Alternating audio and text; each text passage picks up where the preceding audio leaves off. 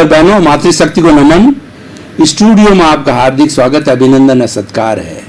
सनातन सत्य, दृष्टि विज्ञान, जैसी दृष्टि वैसी सृष्टि के अंतर्गत हम आपको यूनिवर्सल ट्रुथ देते हैं, सार्वभौम सत्य देते हैं, जिससे आपको सम्यक दर्शन मिलता है, राइट विजन मिलता है, पॉजिटिव थिंकिंग मिलती है, आपकी नकारात्मक सोच दूर होती है, उससे आप एक सुंदर व्यक्तित्व वाले व्यक्ति बनते हो। हम आपके जीवन को सुधारना चाहते हैं, हम आपके अच्छे जीवन का निर्माण करना चाहते हैं। इसीलिए सनातन सत्य जो कार्यक्रम प्रारंभ किया गया है, ये कार्य हम सब अलग अलग विषयों के माध्यम से, एपिसोड्स के माध्यम से, चिंतन के माध्यम से, भावधारा के माध्यम से करते हैं। तो आज हमारा बहुत ही सुंदर विषय लेकर के हम आपके सामने प्रस्तुत हो रहे हैं। आज का हमारा विषय है सम, शम और श्रम। भाई और बहनों, ये त्रिवेणी संगम है, ये ब्रह्मा विष्णु महेश है, ये गंगा जमुना और सरस्वती का मिलन है, ये ट्रिपल ज्वेल्स, सम्यक दर्शन, सम्यक ज्ञान, सम्यक चारित्र जो मोक्ष के मार्ग है, ये तीनों उसके लिए ये है। और सत्यम, ये सत्यम शिवम सुंदरम है, यानी इन तीनों के माध्यम से हम अपने जीवन को अच्छा बना सकते हैं। हमारी भारतीय संस्कृति सम, शम और श्रम प्रधान है। ये तीनों क्या है, पहले हम इन तीनों को परिभाषित करेंगे, तीनों का आपस में को रिलेशन देखेंगे और फिर तीनों का जो है हम आपस के अंदर ब्लेंडिंग करेंगे। तो सबसे पहले हम सम को लेते हैं। सम का मतलब समभाव, एक सा समझना, उसके अंदर कोई अंतर न समझना। कैसे? लाभ हानि, सुख दुख, सम्मान तिरस्कार, और जो है हमारा नफा नुकसान, ये जो दो जोड़े हैं उन दोनों में समान की स्थिति रखना। सामान्य व्यक्ति क्या होता है कि सुख आता है तो वह फूल जाता है, और दुख आता है तो वह गिड़गिड़ाने लगता है, परेशान होता है, डिप्रेशन होता है, और कई बार व्यक्ति कोमा तक में चला जाता है, सुसाइड भी कर लेता है। तो दोनों के अंदर समान रहने से हमारा जीवन होलिस्टिक बनता है। भगवान श्री कृष्ण ने गीता में कहा है कि निष्काम कर्म, निष्काम कर्म का अर्थ क्या होता है कि व्यक्ति कर्म करता है, कर्म करना ही पड़ता है, कर्म से एक क्षण भी बच नहीं सकता है। तो मन वचन काया की प्रवृत्ति जितनी भी हम की जाती है, ये हमारा सारा कर्म है। अब इस कर्म को हम कर्म योग के रूप में करें। कर्म योग क्या है कि आप कर्म करो लेकिन फल की इच्छा मत करो। उससे सबसे बड़ा लाभ क्या होता है कि हम समभाव में रहते हैं, क्योंकि फल की इच्छा तो करनी नहीं है, हमको तो मात्र अपना कर्म करना है। लेकिन सामान्य व्यक्ति कर्म करना प्रारंभ करने से पहले फल की इच्छा कर लेता है। जैसे कि विद्यार्थी है, वो बोर्ड की परीक्षा देता है तो परीक्षा में अपीयर तो हुआ ही नहीं, उसके पहले सोचने लग जाता है मेरे फर्स्ट डिवीजन आना चाहिए, 95% आनी चाहिए, पूरी क्लास में प्रथम आना चाहिए, पूरे स्टेट में प्रथम आना चाहिए। इस तरीके के जो है वो फल की इच्छा पहले से ही करने लग जाता है। तो अगर वैसा हो जाता है तो अच्छी बात है, अगर नहीं होता है तो उस व्यक्ति को कष्ट होता है, दुख होता है, डिप्रेशन होता है, और वो कई जो है गलत लाइन के अंदर वो चला जाता है। इसलिए भाई और बहनों, अगर हम फल की इच्छा नहीं करते हैं तो हमारे कर्म का बंधन नहीं होता है और हम संभाव की स्थिति में रहते हैं। इसको गीता में स्थित प्रज्ञ कहा गया है। स्थित प्रज्ञ वह व्यक्ति होता है जो कि नफा नुकसान, लाभ हानि, सुख दुख और सम्मान तिरस्कार में एक सा रहता है, उससे प्रभावित नहीं होता है, दोनों को एक सा ही समझता है, दोनों को एक से तराजू पर तोलता है, तो उसके कोई फर्क नहीं पड़ता। इसीलिए कहा गया कि सूरदास की काली कमरिया चढ़े न दूजो रंग। आपको सुख आया यह भी चला जाएगा, दुख आया यह भी चला जाएगा, जब हम लेट गो करते रहते हैं तो समभाव की स्थिति में आते हैं, क्योंकि हर संजोग के साथ वियोग जुड़ा हुआ है। आज जिस वस्तु का संजोग है वो अपना समय पूरा करके फिर वियोग स्टार्ट हो जाता है, फिर वियोग के बाद फिर नया संजोग होता है, और ये चेन, ये श्रृंखला चलती रहती है। जब तक जीवन है ये श्रृंखला चलती रहेगी। जब श्रृंखला चलती रहेगी तो सॉल्यूशन हमें निकालना पड़ेगा। उस श्रृंखला के अंदर हम क्यों प्रभावित हैं? क्योंकि ये तो आनी है जानी है, धूप छांव की तरह। क्या कोई धूप छांव को रोक सकता है? कभी नहीं रोक सकता। क्या कोई जीवन में अपने उतार चढ़ाव को रोक सकता है? कभी नहीं रोक सकता। जब रोक नहीं सकता है तो आप समन्वय की स्थिति में आओ, उसके साथ समझौता कर लो, और सुख दुख के अंदर समझौता करना, एक रहना। इसका अर्थ ये हुआ कि हमने जो है समभाव की स्थिति को पकड़ लिया और हम प्रज्ञा चक्षु बन गए। प्रज्ञा चक्षु वह होता है जो समभाव की स्थिति में होता है, और समभाव हमारा स्थायी समाधान है। कैसे स्थायी समाधान है? कि हमारे जीवन भर ये राग द्वेष चलता रहता है। ये प्रिय है, ये अप्रिय है, इसको मैं गले लगाता हूँ, इसका मैं तिरस्कार करता हूँ, इससे मैं दोस्ती करता हूँ, ये मेरा दुश्मन है, ये मेरा दोस्त है। इस तरह की दो विपरीत धारणाएं हमारे जीवन भर चलती रहती है। तो हमारा जीवन कैसा होना चाहिए कि दोनों स्थितियों के अंदर हम अप्रभावित करें? कबीरदास जी ने बहुत सुंदर कहा है कि दुख में सुमिरन सब करे और सुख में करे न कोय, जो सुख में सुमिरन करे तो दुख काहे का होए। यानी व्यक्ति जो है, दुख आता है भयंकर जब भगवान को याद करता है और प्रभु से प्रार्थना करता है कि मुझे इस दुख से बाहर निकालो। कबीरदास जी कहते हैं कि दुख के अंदर तुम इतना गिड़गिड़ाते हो, इतनी प्रार्थना करते हो, तो तुम सुख में भी वैसे ही ईश्वर को स्मरण किया करो, तो तुम्हारे दुख आएगा ही नहीं। तो इसीलिए समभाव की स्थिति में रहने वाला, सम की स्थिति में रहने वाला वो व्यक्ति कभी दुखी हो ही नहीं सकता, क्योंकि वो तो प्रारंभ से ही दोनों को एक सा समझ रहा है। इसीलिए ये हमारी सम की संस्कृति हो गई, समभाव की संस्कृति हो गई, और राग द्वेष को कम करने का स्थायी सॉल्यूशन समभाव है। मुक्ति में जाने का स्थायी सॉल्यूशन समभाव है। दुख में से सुख निकालने की कला का स्थायी समाधान समभाव है। आप मुझे कहो कि पूरी भारतीय संस्कृति में से एक ऐसा सुंदर मूल्य निकाल के दो कि जिसको हम जीवन का लक्ष्य बनावें, तो और हम जीवन को सुखी बनावें, तो भाई और बहनों मैं कहना चाहूंगा वो शब्द है समभाव। हर स्थिति के अंदर एक से रहो, कोई प्रतिक्रिया नहीं है। सुख और दुख को दोनों को एक समान समझो, तो आपको कोई दुख होगा ही नहीं। आप अप्रभावित रहेंगे, आप एक साधक का जीवन जिएंगे, और धीरे धीरे आप स्थायी सुख, जो शाश्वत जो सुख, जो कि हमारे इस जो है वो कार्यक्रम की पूर्ण उपलब्धि है, उसको स्नेह स्नेह आप प्राप्त करते रहेंगे। ये तो सम हो गया। दूसरा शम, शंकर वाला शम। शम का मतलब समन करना, सम का मतलब होता है दबाना, सम का अर्थ होता है उसको जो है दबा करके रखना। किसको दबाना? हमारे जो भीतरी शत्रु है उनका उपशमन करो, उनको दबा कर रखो, उनको प्रकट मत होने दो। वो कौन से दुश्मन है? वो क्रोध है, अहंकार है, माया है और लोभ है। इनका उपशमन हम कैसे करें? कि जब आपको क्रोध की स्थिति बने, क्रोध आने लगे, तो आप प्रतिपक्षी को खड़ा कर दो। वो प्रतिपक्षी है क्षमा।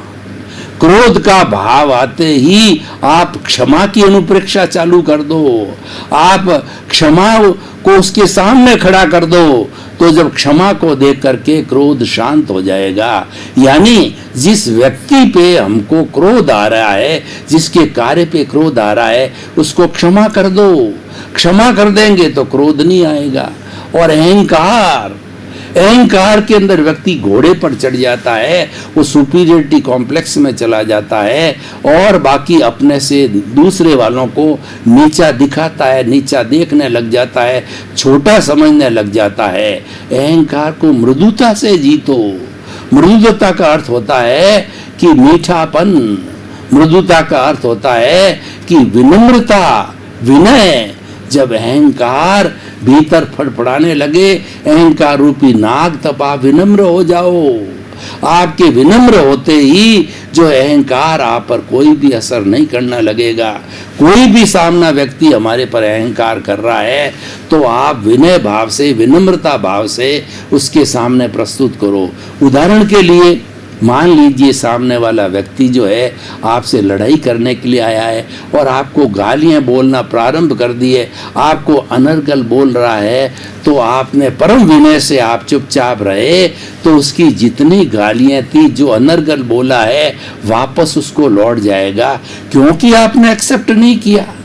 ये विनय भाव रखने से एक्सेप्टेंस नहीं रही और आपने अगर उसके साथ में टकराव करना चालू किया, वो एक बोला आप दो बोले और वो दो बोला आप चार बोले, नेले पे देला मारा, टिट फॉर टैट किया, हम कौन से कम हैं, जो है ईंट का जवाब पत्थर से दिया तो लड़ाई टकराव हो गया, लड़ाई झगड़ा हो गया, पुलिस कार्रवाई हो गई, कोर्ट कार्रवाई हो गई और हमारे कर्मों का बंधन हो गया और हमारी जो दुख की स्थिति पैदा हो गई।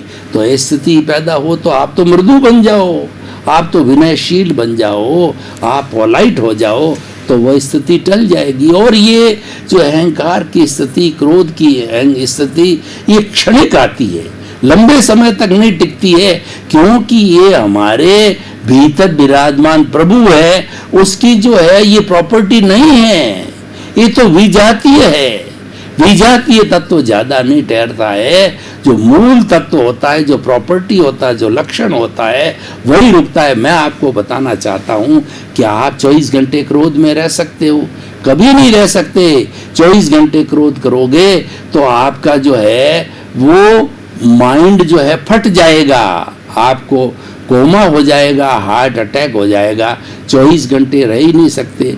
और क्षमा का भाव, विनय का भाव, ये आपकी प्रॉपर्टी अब लक्षण है। इसमें 24 घंटे क्या पूरे जीवन भर रह सकते हो, क्योंकि आपका लक्षण है, ये आपका गुण है, ये आपकी प्रॉपर्टी है। और जिस व्यक्ति का जो गुण होता है, गुणी से कभी अलग नहीं होता है, तो उस गुण के साथ आप हमेशा रह ही सकते हो। तो इसीलिए ये शमन करना, क्रोध, अहंकार, माया, छल, कपट, घृणा, ईर्ष्या, मत्सर और जो एक दूसरे को लड़ाना, भिड़ाना, इधर का उधर करना, छल कपट करना, ये सब माया है। माया को सरलता से जियो। यानी जब एक सांप होता है अपने बिल में जाता है तो सांप तो टेढ़ा मेढ़ा होकर के हमेशा टेढ़ा मेढ़ा ही चलता है, लेकिन जब बिल में जाता है तो सीधा होके जाता है, यानी वह सरलता से जाता है। टेढ़ा मेढ़ा बिल के अंदर होकर के बिल में नहीं जा सकता है। इसका अर्थ यह गंतव्य को प्राप्त करना है, लक्ष्य को प्राप्त करना है, सुखी होना है, ब्लिस को प्राप्त करना है, परमानेंट सुख को प्राप्त करना है, तो आप सरलता का जीवन जियो।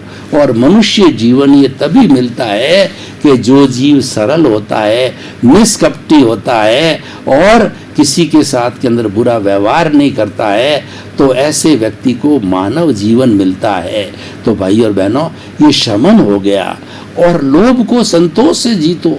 वो धन गज धन बाजी धन और रतन धन खान, जब आवे संतोष धन सब धन दूरी समान। संतोष ऐसा धन है कि आप अरबपति हो, करोड़पति हो, हीरे है, माणक है, पन्ने हैं, आपके गाड़ियां हैं, आपकी शोहरत है, लेकिन जब आपको संतोष आ गया तो आप समझने लग जाओगे कि ये तो बहुत है भाई, इतना कौन उपयोग करेगा।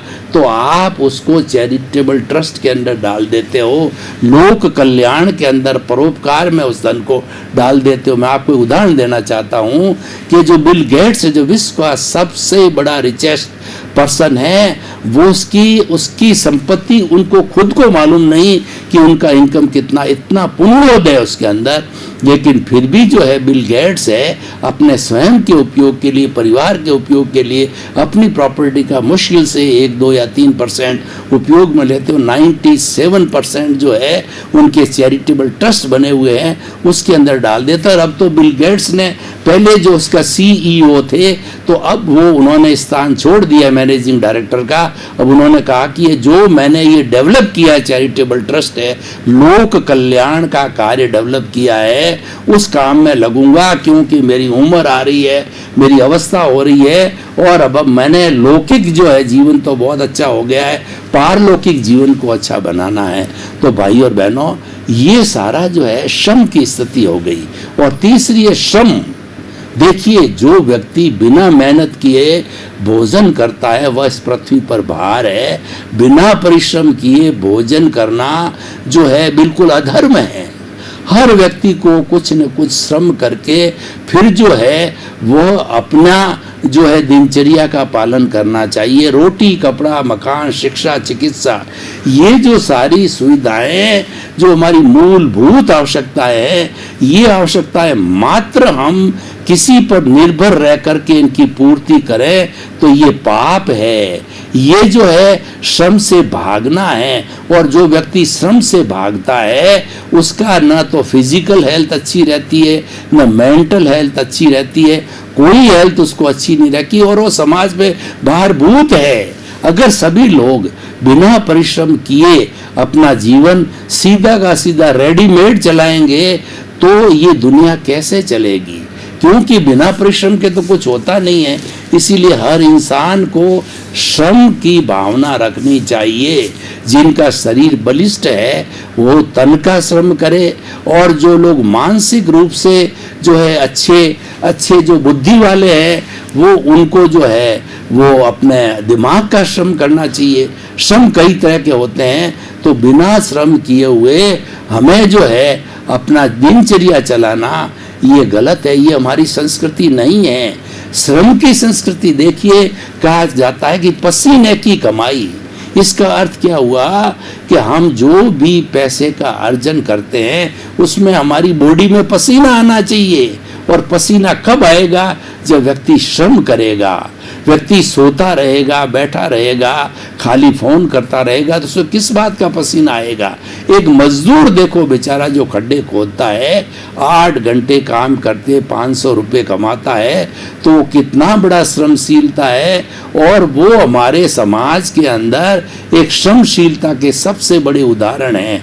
इसलिए भाई और बहनों, एक जीवन का नियम बना लो कि हम श्रम का जीवन जिएंगे, सादगी का जीवन जिएंगे, और घर के अंदर जो कार्य अपने हाथ से करने का होता है सब काम अपने हाथ से करना चाहिए। हमें किसी भी अपने संतान के ऊपर, माँ बाप के ऊपर, सर्वेंट के ऊपर आश्रित नहीं रहना चाहिए। जितना बन सकता है हमें अपने शरीर, जितना शरीर मान्य करे उतना श्रम करना ही चाहिए। जो बड़े बुजुर्ग होते हैं ज़्यादा श्रम नहीं कर पाते हैं, और जो युवा होते हैं वो ज़्यादा कर पाते हैं, क्योंकि बड़े बुजुर्ग भी पहले बचपन से आगे बढ़ते बढ़ते युवा होकर के प्रौढ़ होते होते वृद्ध होते हैं, तो वृद्ध अवस्था के अंदर शरीर कमज़ोर हो जाता, उनकी बात और है। लेकिन फिर भी उनकी कमजोरी की अवस्था में मॉर्निंग वॉक करना, इधर उधर घूमना, मोबिलिटी रखना, केवल एक जगह पर सोए नहीं रहना, छोटा मोटा कार्य अपने हाथ से करना, ऐसा करते रहना चाहिए। और वरिष्ठ नागरिक जो हैं उनके लिए ये मेरा पूरा एपिसोड समर्पित है, और उनसे मैं ये पूरे विश्व के वरिष्ठ नागरिकों को, मैं भी वरिष्ठ नागरिक हूँ, उनको समर्पित करके निवेदन करना चाहता हूँ कि आप अनुभव के खजाने हो, और 60+ हो जाने के बाद में आपने अपना भरपूर जीवन जिया, आपने अपना बहुत सा अनुभव किया, और उस अनुभव को जो है वो अब लोगों तक बांटने के लिए आप वानप्रस्थ जीवन जिए। पहले हमारी भारतीय संस्कृति के अंदर 100 वर्ष की उम्र होती थी, 25 साल तक ब्रह्मचर्य आश्रम होता था, और 26 साल से 50 तक जो है गृहस्थ आश्रम होता था, और 51, अगर मान लो 51 वर्ष में आदमी फ्री नहीं हो तो 60 भी मान लो। आज के टाइम में 60 पे तो गवर्नमेंट रिटायर कर देती है, और 60+ होते ही व्यक्ति अपनी संसारिक जिम्मेवारियों से जो है वो उड़ीड़ भी हो जाता है। तो वो होने के बाद में आप समाज को समर्पित हो जाओ, क्योंकि आपके पास में अपनी रोजी रोटी का साधन जो है बन गया होता है।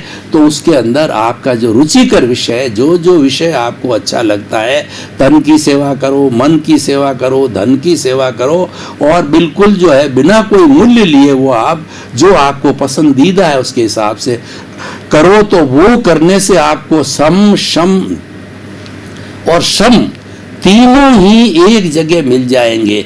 मैं आपको उदाहरण देता हूं, एक व्यक्ति रिटायर हो चुका है और उसके अंदर, घर के अंदर उसके बच्चे वेल एस्टेब्लिश्ड हो चुके हैं, तो वह अगर 4 घंटे किसी संस्था में जाकर के, मान लो वो पढ़ा लिखा व्यक्ति है और वो एजुकेशन जो है संस्था में जाता है और अपने उस पढ़ाई लिखाई को, सब्जेक्ट को वो बच्चों को फ्री ऑफ कॉस्ट पढ़ाता है, तो देखिए कितने बड़े फायदे हैं कि उस संस्था के अंदर रहते रहते वो समभाव की स्थिति को पैदा कर सकता है और शमन कर सकता है अपना, क्योंकि उसके पास समय है।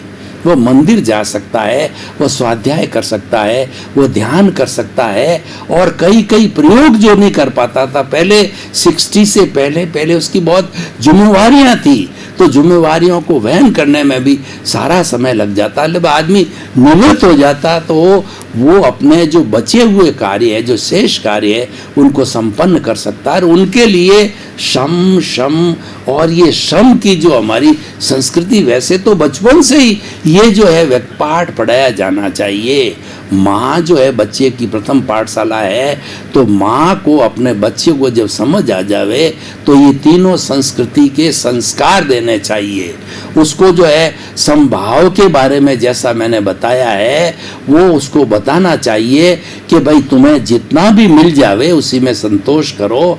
और दूसरा, शमन का मतलब बच्चे को क्रोध है, अहंकार है, एम्बिशंस है, ऐसी जब प्रारंभ से हो जाती है उसको रोकना चाहिए, क्योंकि वही संस्कारों की पौध, सच्ची पौध होती है। उस समय के अंदर कोई चीज़ का शोधन कर दिया जाता है तो बच्चा आगे जाकर के वो जो है वो गलत संगत से बच जाता है। तो भाई और बहनों, बहुत ही सुंदर विषय है ये। विषय जो है एक पूरी फिलॉसफी है। शम और श्रम के अंदर हमारी भारत की पूरी फिलॉसफी आ गई। मैं तो ये कहना चाहता हूँ कि ये मनुष्य मात्र की फिलॉसफी है, क्योंकि ये वसुधैव कुटुंबकम के घटक है, वसुधैव कुटुंबकम के ये अंश है, ये उसकी फिलॉसफी, उसकी थ्योरी है। तो सबको पालन करना चाहिए। और ये तीनों अगर किसी व्यक्ति में आ जाता है, उस व्यक्ति का जीवन होलिस्टिक बन जाता है, संपूर्ण बन जाता है। इसलिए अच्छा इंसान बनने के लिए हमें सम, शम और श्रम की संस्कृति जो मैंने बताई है वह जीवन के अंदर पालन करनी चाहिए और हर क्षण उसको ध्यान करके और उसी के अनुरूप जीवन बनना चाहिए। हमारी जो लाइफ स्टाइल होती है वो डे टू डे जीवन की, जो जीवन जीने की पद्धति होती है, कला होती है, उसको लाइफ स्टाइल कहते हैं। उस लाइफ स्टाइल के अंदर तीनों चीजें आनी चाहिए। तीनों चीजें जब आ जाती है और प्रारंभ से, बचपन से आ जाती है, तो वो संस्कार हमारे दृढ़ हो जाते हैं। और दृढ़ संस्कार होने के बाद में तो फिर व्यक्ति में समझ आ जाती है, जब वो किशोर हो जाता है या युवा होता है या प्रौढ़ होता है, तो हमें संस्कारों की जैसी पौध से सेचन बचपन के अंदर मिला था वो कभी भूलता नहीं, वो तो पक्की हो जाती। क्योंकि उस समय तक तो एक रिस्पॉन्सिबल जो है सिटीजन ऑफ द कंट्री बन जाता है और उस पर परिवार का भी भार आ जाता है उसको। भाई और बहनों, आपका बहुत बहुत धन्यवाद। आप हमारा सनातन कार्यक्रम बराबर देख रहे हो। आप सनातन कार्यक्रम की आत्मा हो। हमें फीडबैक मिल रहा है कि सनातन सत्य कार्यक्रम आपको अच्छा लग रहा है, क्योंकि ये कार्यक्रम आपका है। ये कार्यक्रम हर इंसान के लिए है, हर इंसान को अच्छा बनाने के लिए कार्यक्रम है, क्योंकि हमारा उद्देश्य है सुधरे व्यक्ति, समाज व्यक्ति से राष्ट्र स्वयं सुधरेगा। हम इंसान को सुधारना चाहते हैं, हम इंसान को सच्चा इंसान बनाना चाहते हैं। इसी क्रम में आपका जीवन आनंदमय हो, मंगलमय हो। आपके प्रति बहुत बहुत शुभकामनाएं।